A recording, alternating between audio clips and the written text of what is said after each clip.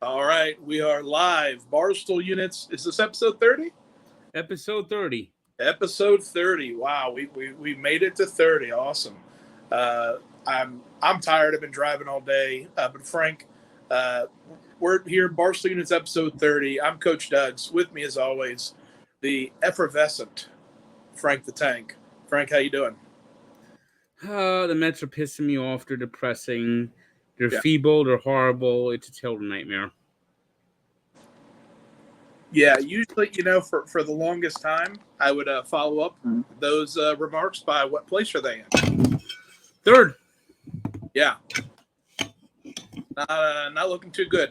Although I heard the Phillies weren't looking too great. I heard it might end up being a runoff between you and the Braves. Nope, Braves and Phillies. Yeah, And the Braves, 90 years in a row, never lose, never lose. They stole that from the friggin' Florida State, and they never lose. what I heard they. In fact, they had a ball this week where the ball literally did like was going out and then just like dropped and fell. And then they're going. It's like it's like the Angels in the outfield are always working for them and working against the Mets. Yeah, it's rough, Frank. It's rough. I think I don't want to call it too early, but I think Dave already has. I think Dave Portnoy, our boss, our leader, already has called it out on Twitter. Hashtag Frank was right. I certainly was. How do you feel? Like, obviously, Clem and KFC both kind of talk about you being, a possible, double agent fan. How does it feel? Because it can't feel that great to be like an. Well, you don't want to. I looked at the Mets all year, and I see a team that does not know how to fucking hit. Yeah. KFC, even when they were winning, they weren't hitting. Yeah, KFC tweeted, and I remember we had this exact conversation at the ballpark. KFC tweeted that, it's tough when they're actually, losing games by a few runs rather than just getting blown out. And I'm like, Frank and I had this exact conversation. It's excruciating. Yeah. It's been downright excruciating and painful to watch. Yeah. Well, aside from the Mets, we've got new sports coming on. We've got sports are happening. Football is back. It's just preseason, but football is back, and I'm pretty excited about that. We were talking earlier in the season, or when the schedule was released, that you didn't want to go to London because that might be when the Mets would be in the World Series or at least in the playoffs. Well, that ain't happening. Yeah, but football is back. How did you feel about the Dolphins? They look like shit. Yeah. What it is preseason though. Do you give that any? Well, I'll say this: they had a decent first half when the first team was in there. Yeah. Tua made a few mistakes. The second team was bloody awful. Yeah. Well, even if the Dolphins aren't great, at least it'll be a reprieve from the Mets, unfortunately. Well, if it would just be more pain if they suck. Yeah. But I mean the first team. The first team had their moments, but the second team was just brutal. Yeah. I mean, Justin Fields just tore them apart.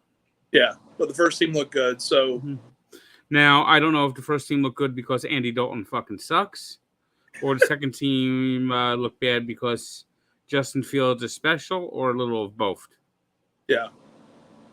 Yeah, that's we'll go with all the positive. We'll start. We'll turn it around for the Mets. We'll start making this podcast a little positive from here on out. We've got a big episode coming out tomorrow. Oh yeah, the units take Chicago. I just still don't know what time. They haven't told me what time they're gonna post. I requested 10:00, but nobody's answered me. Yeah, well, I'm they're probably all at home, with their families, eating dinner or something. It's kind of late, but well, it's coming out tomorrow. We'll post about it. We'll make sure to tweet out and everything. I'm excited for it. I saw the promos for it and everything. It looks good. I mean, it truly is great. By the way, I put up on YouTube all the road videos set to some sort of music. It's Oh not yeah, much said, not much to them. I mean, but yeah. if you wanted to just watch the road go by, it's there. Very cool. Very cool. Well, and Frank, I'll say this before we get too far in anything else. I do apologize. I'm on the road still, and we said 8:30, and I'm not used to being in the Central Time Zone, and so when I realized like it was 7:30 here, I realized, oh no. So, well, I was an hour late. Then I finally got to the hotel, and I saw that sign. I tweeted it out. Apparently, I'm oblivious, or I haven't been around enough to know what an odds and evens sign is.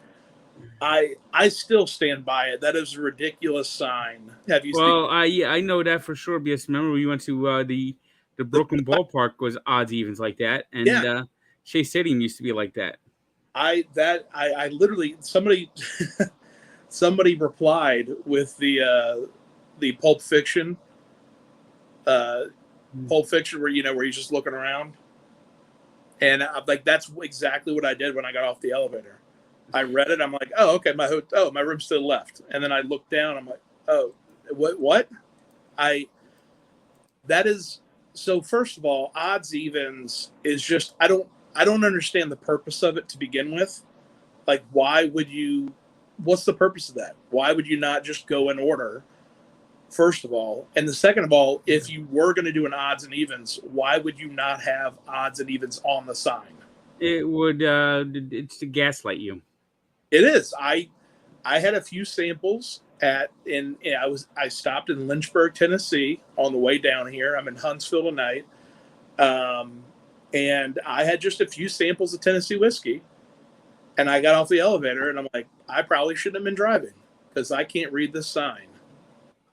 And no, I'm not drunk. The hotel is drunk. That is a ridiculous sign. You know, one time the Mets had a minor league affiliate in Lynchburg. Oh yeah. Yep. I don't know if they have a team.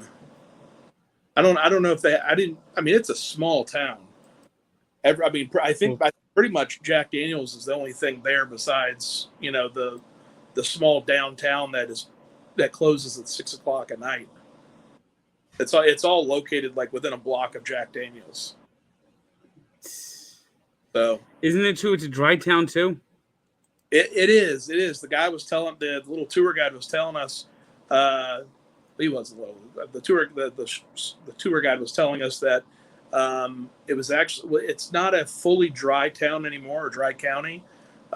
They do allow there's certain provisions like the local hardware store it's a bottle company, and so it just so happens that there's whiskey in the bottles they sell, but they're a bottle company, not a liquor store, or a bottle store rather. But he said they do some kind of country concert that in a couple of years ago they started allowing the country concert to people can walk around with beers, which is wild considering I mean, if you've been to any kind of tailgate in the South, I mean, every college game day, every Saturday there's 50,000 people walking around stadiums drinking beers. It's surprising too because that is where they make Jack Daniels there. Yeah, well, they even had it on the commercial, which is dry county, even though they have Jack Daniels. There's a commercial for it. Yeah, that's how I knew. I haven't seen that. Well, it's funny that it is almost pretty much a dry county. However, they make Jack Daniels. It was a fun little tour. We walked around, basically the campus or the whatever you want to call it, the property. Here's some trivia for you. So Jack Daniels, first of all, he was only 5'2". He was a very short man. But you know how he died?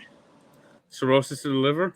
No, that's what that was my guess. But I guess cirrhosis of the liver would that be ironic or just plain outright obvious? No, he got mad and kicked a safe, broke his toe, and then got gangrene. Ha! They had to amputate his toe, and then like they slowly started amputating more and more of his leg until finally, like 6 years later, they basically had his leg amputated all the way up to his hip, and he died from the complications of gangrene because he kicked a safe and broke his foot. Damn. Yeah, what a wild what a wild way to go. But he was a bachelor. He didn't have any children, and so when he died, he left the distillery to his favorite nephew. Maybe the nephew's the one that made him kick the safe. Yeah. Oh, I've heard of kicking the bucket, but I never heard of kicking the safe. Yeah. Well, he kicked the bucket after he kicked the safe. It took 6 years. But yeah, it was a cool little tour. I tell you what, the Louisville Slugger. I gotta go back to Louisville, and I gotta bring you with me. That Louisville Slugger Museum was fun. They have a whole history of the bats and the players and everything, and then they took me back into the bat vault where they have basically the models of the bats that all the players used up until like 10 years ago when they went digital. But it was R37 or whatever was Jackie Robinson's bat. I'm throwing whoever whatever player. One of the more popular bats over the years is the Alkaline model. I don't know what model number that is. Yeah. Well, the guy that showed me around, Travis, basically said that the way they work is your last initial and then whatever number. So if your name, let's say your last name is Robinson and you make your own and you're like the 433rd, your bat model number will be R433.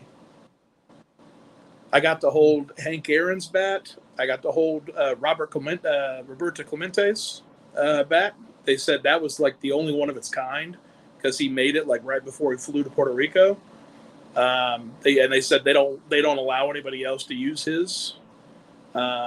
And then I held a 40-inch bat, which I don't know if it was anybody specific's bat, but that is the largest bat that the MLB allows. I know Babe Ruth used a hell of a bat. Yeah, I used Mickey Mantle's bat Mickey Mantle's replica bat in the batting cages, and I liked how it swung. I liked how it swung. But yeah, the road trip continues. I'm excited for the Chicago video. I didn't get too many baseball games along the way down here. I stopped in Niagara Falls, hit up Boston or Buffalo, got some buffalo wings, got some beef on weck. But the Bison, none of the MLB players or teams are playing on Monday, so I missed and apparently the Bisons haven't been playing at home. I think the Blue Jays have been playing there. Yeah, that's done though. Yeah, well, that's it. The first time the Bison played back in that stadium was this past Tuesday. It's been like 700 plus days, but I was able to hit up Erie Seawolves on Tuesday night, and then Louisville Bats. Checked out the Slugger Museum. I mean, did the Jack Daniels today. I'm going to hit up the Trash Pandas tomorrow. Montgomery Biscuits on Wednesday, and then the Wahoos in Pensacola on Thursday. That sounds like a lot of fun. I'm looking forward to when we get to do something else that's interesting. Yeah, no, absolutely. Well, we've got to hit up Boston. We got to go see Dog and hopefully see a Red Sox game and go check out some mini putt while we're there. Oh yeah, we haven't. Yeah, that's the one thing we didn't do last week. We didn't do the any putt. We just never had the time to do it. Yeah, well, I mean that's that's a good thing. We're so busy doing other things, but we do need to get the putt. going, especially if we want to set up a tournament. Yes. Yeah.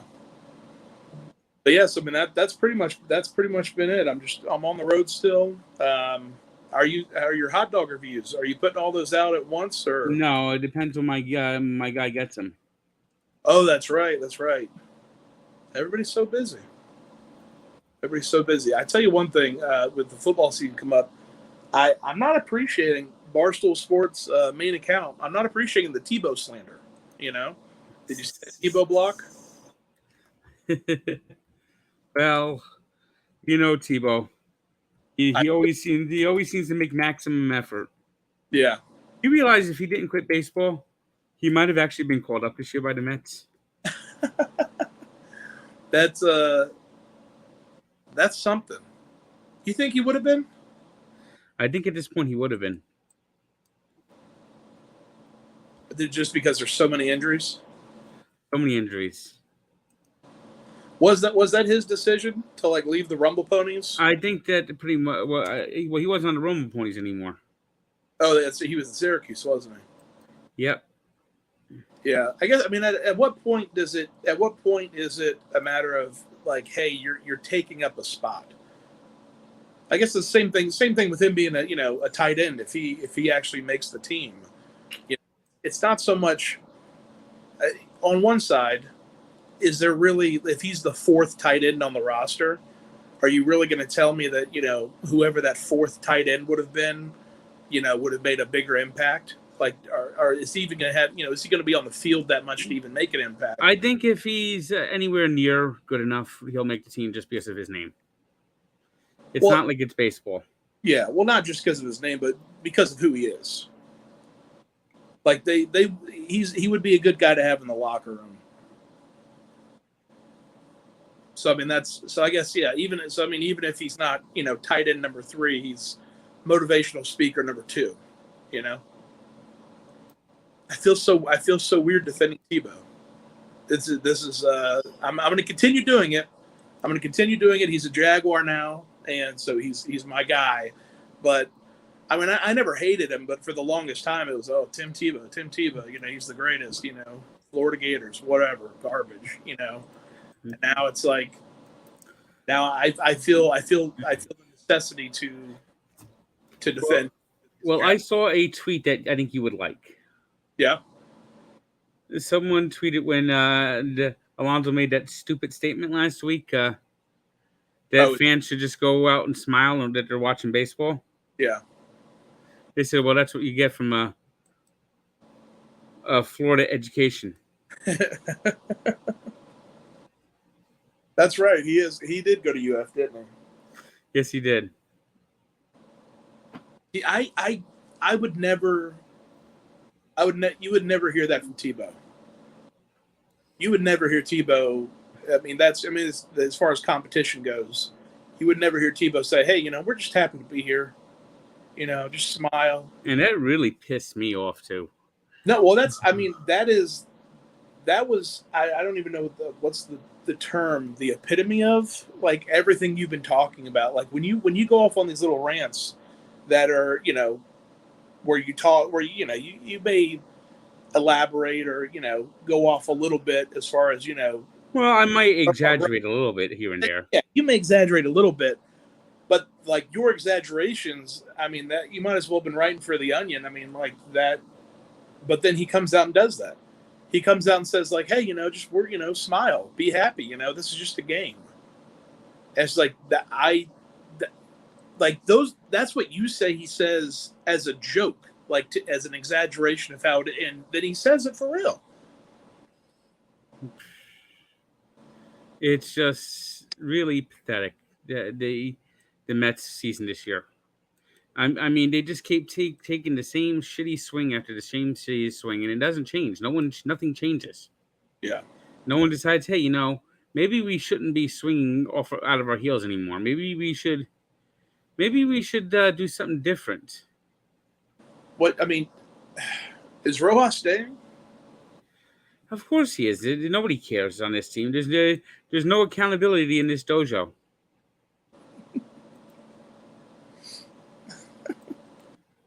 Well, Maybe next season will be different. I mean, I don't know. Is this season over with? I mean, is there? We've talked about it before. I think we talked about it at the White Sox game. Would you rather? Would you rather your team make the playoffs, even if you know they're going to get swept, or would you? Yes, Yeah. because I think you could build off something. You mean like? I mean, when you say you could build off something, you the fact that they went to the playoffs. So like next season, you say, "Hey, we made it to the playoffs. Let's go further." Yes. Whereas if you don't make the playoffs, then your goal is just to make the playoffs. Yeah, I mean, I guess so. they got to start mid. This will be 5 straight years without the playoffs, Yeah. and this year they had the pitching, and now and they have absolutely no hitting. Their hitting is one of the worst hitting teams I've ever seen. Yeah. Well, I mean, I think that's also something we went over. Like, it doesn't matter. It doesn't matter how well you're pitching. It's if you can't hit any balls. I mean, in the last 2 games combined, they're 0 for 22 at runners in scoring position. That I mean, that's crazy. Like that has to be that and what the double plays with bases loaded. Oh yeah, they're like on the season 19 for 120 with Is that the bases loaded. I mean, is that as simple as just changing the lineup? I No, mean, it's everyone trying to swing for the fucking home run, and just falling on their fucking face because they don't know how to fucking swing. but I mean, but players are getting on base though. That's how the bases are getting A loaded. lot of times they're getting loaded though by walks. And here it is. We're through 2 innings, and the Mets once again are getting have no runs on the board. Just taking awful swing after awful swing. Yeah. I mean, I know you don't like Billy Bean, but I mean, it sounds like No, he started this. it sounds like the opposite. It sounds like No, he wants people to get on base. Batting average doesn't matter to him. it's just as long as you get on base. Yeah, he doesn't want anyone taking an extra base. It's the station to station philosophy. And then you got this catcher, James McCann, who, since the All Star break, is batting under 100. Yeah, that's just not good. I mean, how many starting players are batting under And 100? even worse, he has only 1 double since the All Star break. No homers, no triples. The Mets, by the way, have not had a triple in 69 straight games. I saw the finish that stat. It is a major league record. And what's I don't want to say comical, but what's intriguing or interesting about that is the play. I read it earlier. The last player to get a triple was Billy McKinney, who yesterday got a triple against the Mets. In the game that sealed the record. Yeah, though it should not have been a triple. Was there an error? Yeah, the triple that Billy McKinney got yesterday really could have been called an error on Michael Cano for. That he essentially dropped the ball.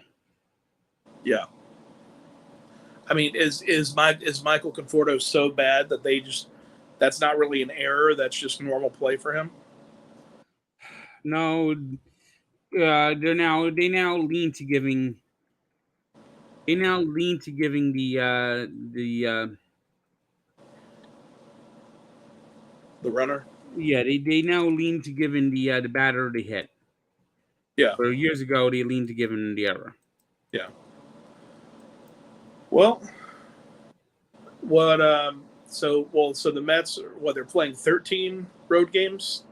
No, it's 13 straight games against the Dodgers and Giants. It's now a 7-game road trip in San Francisco and LA.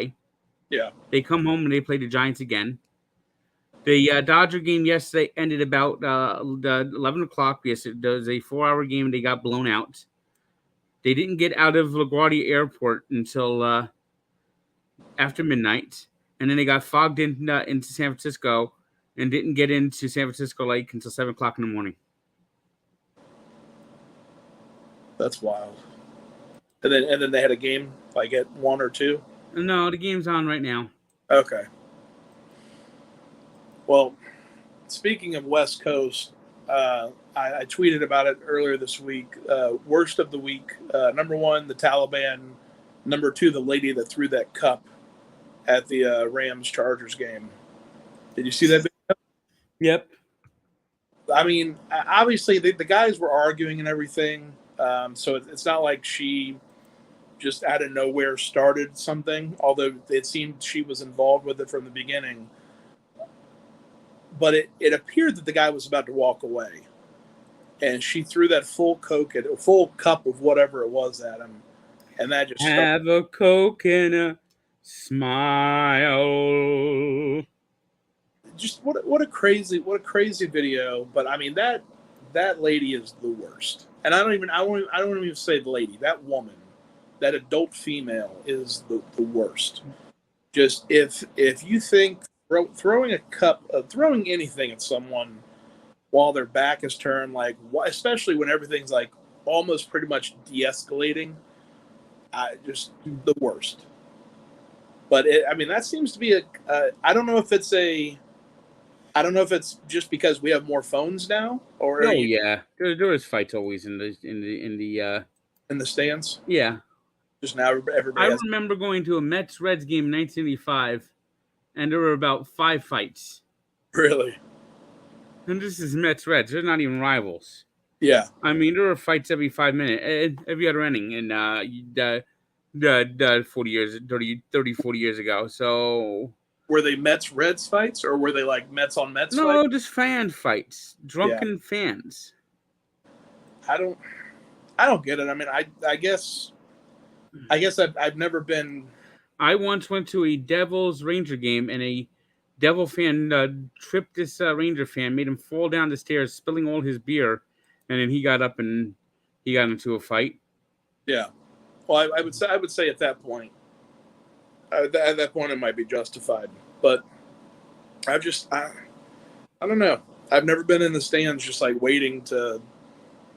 I don't know. Maybe because I don't drink when I go to games or not, but I'm there to watch. I'm there to watch a sporting event. I'm there to have fun and like just cheer on my team. Well, people go there sometimes just to get rowdy. Yeah, they want to get rough and rowdy. What a transition! What a segue! Perfect segue. Speaking of rough and rowdy, you're going to be at the next Rough and Rowdy, right? Yes. That's awesome, and that's coming up. Is that next week? 2 weeks, basically. Yeah. 2 weeks on the 26th. Yep. Yeah.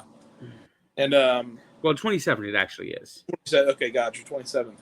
That should be. I mean, that's a heck of a weekend, because I know. I mean, you're doing Rough and Rowdy, along with Big Cat and Dave, and I think Robbie will probably be announcing as well. But then they're doing the Showtime boxing like the next day. I mean, you want to talk about just going nuts. I mean, geez. I mean, it doesn't stop. Yeah. I mean, there's so much stuff, and with Barstool, especially right now. I mean, you got the bowl game in Arizona. The Barstool Arizona Bowl. We've got Rough and Rowdy. Dan and Dave are going to be, and I think possibly Robbie are going to be doing the Showtime boxing. I would imagine Large might be involved with that as well, because he's the he would definitely be involved somehow. He seems to be the de facto boxing guy, along with Robbie. He's got the 13th Round podcast. And then, they just announced, have you heard anything else about the MLB? No, not yet. Yeah. Not yet. We hear things whenever everybody else does. It's not like we're in the loop or anything, but I didn't know. I don't know exactly what what are they planning, or what are they trying to, are they just trying to plan like distribution, or like streaming games or something, or? I think we're going to be seeing new things coming out for Barstool. Eventually, I think they're going to have a streaming cable channel, or a streaming channel. Yeah, I know. I mean, it was a while back, but I talked to a few people about, the I can't remember what it was. Oh, the Chive. You remember the website, the Chive? The Chive. No, not really. It was real popular in maybe like 2011, 2010.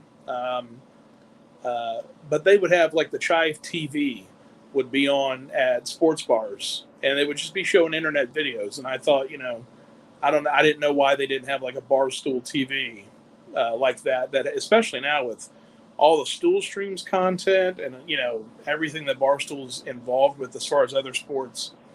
I mean, the Yak was at the skee ball championship. There's so many little things like that. But yeah, so I think that'd be cool to have a Barstool with Barstool TV or some kind of streaming where just Barstool personalities. I mean, the Arizona Bowl is really going to be a big deal. Yeah, that's gonna launch something big. Yeah, I mean, I'm excited. I'm excited for that. We were talking. We were talking about something last week. We were talking about the polar plunge and how we want to do the polar plunge, but they do that New Year's Day, and we're going to be. Well, that's the one in County Down. They do it on New Year's Day. Well, what is the other one? They have various ones like on the Jersey Shore that they do in January. Okay. All right. Well, so there's more than one polar plunge. Gotcha. The most famous one is Coney Island on January 1st. Gotcha. Well, and of course, you saw me just hit my wall there. That's my certificate of accomplishment that I completed it. Nice. It's right over here, over my shoulder, that blue thing. Yeah. It says you did it. Nice. That's awesome. Yeah, well, I mean, if I'm around, if we're around early January, I'd love to do that at the Jersey Shore or whatnot. Speaking of Jersey, something else I found out while I was going through the Jack Daniels tour. Did you know Frank Sinatra was a big Jack Daniels guy? Yes. I didn't know that. Apparently, he had Jack Daniels basically every time he was on stage. Well, the entire Rat Pack was just plastered half the time anyway. Yeah. Well, they had. I didn't. Part of me wanted to buy it. I was in the gift shop after the tour. It was a bottle. It was a Sinatra Select. The way they make a certain. They cut the inside of the barrel, kind of like basically they just they trim into the oak, every inch or so. So there's lines in it, and apparently it lets the whiskey soak into the oak more, which is the way Sinatra liked it. So they had this bottle of Simply Sinatra Jack Daniels for $150. And it came with like a little notebook. The collector in me was like, I have to have this, especially if I'm going to be in Jersey. And then the hoard, the anti-hoarder in me said, you do not need this, especially for $150. I don't even know if I like whiskey that much. The idea of spending $150 on a bottle, I don't know. But it surprised me that's I'm you're talking about the old Blue Eyes, right? The Hoboken Kid, Yep.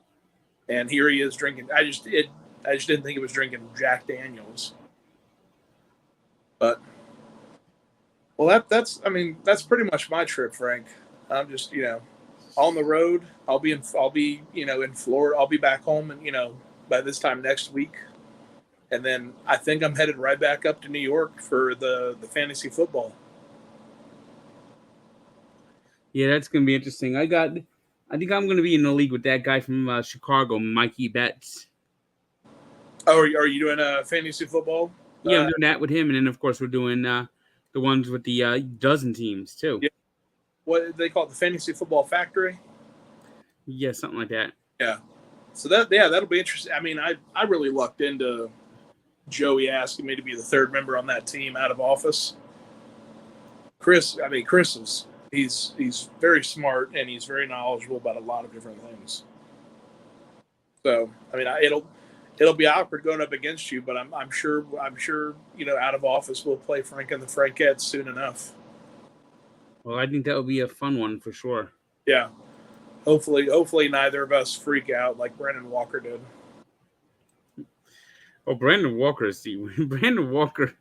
Really hates losing. Yeah.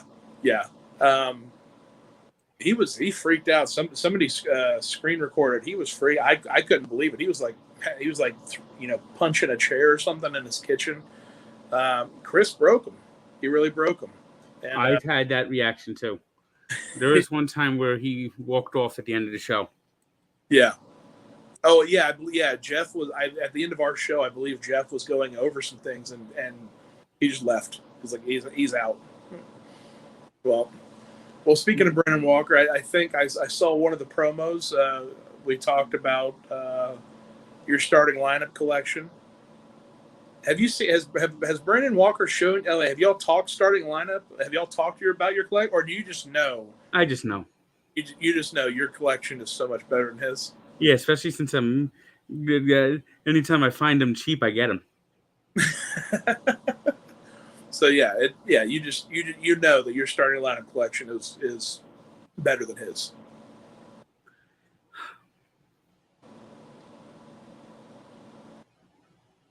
What a pathetic Met team this is.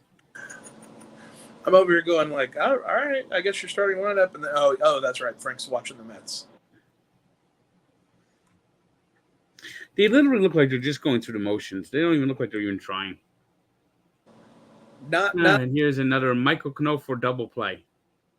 Not to defend them, but I could see if they're struggling and everything's finally catching up to them. I mean, at a certain point, the team's going to give up if no one's leading him, right? Like I said, their catcher, James McCann. Who's the leader on this team? It's not Rojas. Pete Alonso is just happy to be playing baseball. It was Francisco Lindor the first half, and he's been hurt. And that's when things really went to hell, is when he got hurt. Yeah. And is DeGrom getting Tommy John surgery? I think eventually he will be. Yeah. Well, hopefully it gets better for you, Frank. What have you got coming up this week besides the Chicago episode? I might be doing a few different projects here and there. All right. I think it's probably going to be pretty much a slow week, especially with the Mets out in California. Yeah. Now that they're not playing at home, you can spend more time in the office. Yep. Well, it'll be interesting to say the least to see how they finish the season, whether or not they finish. They're not today. If they lose today, they'll drop to 500. Yeah. So they won't even have a winning record. Well, hey, your American League team is doing pretty well, right? I guess. I mean, the Central Division is pathetic. The White Sox are what the Mets should be. Good. Taking advantage of bad teams, winning, and running away with the division. Yeah. And the difference is they actually know how to hit. Yeah, that is one of the things about baseball. You got to know how to hit. Well, did you see the little guy? No, what do you mean? There was a guy from Michael Championship Wrestling that DM'd me talking about how much the Mets can't hit. Oh yeah. We talked about that. I was confused because he said he was going to sit down and y'all were going to. I can't remember the word he said. Y'all were going to work it out pretty much, and I couldn't tell if he wanted to fight you at Rough and Rowdy or not.